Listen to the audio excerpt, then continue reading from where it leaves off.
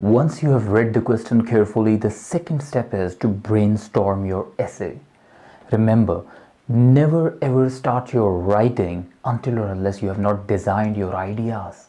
It's important that before you start writing, just brainstorm the ideas, just brainstorm the design of the essay. Now, what would be written in the introduction? What should be there in the first body paragraph? What is the key element of the first body paragraph, and what is the main idea of the second body paragraph, and how will you conclude it?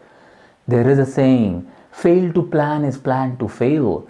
It means if you do not plan it wisely, might be your writing which is perfect, but it can go stranded. Might be it's so scattered that it's difficult for your examiner, for the reader, to understand that what exactly you wanted to say in your writing.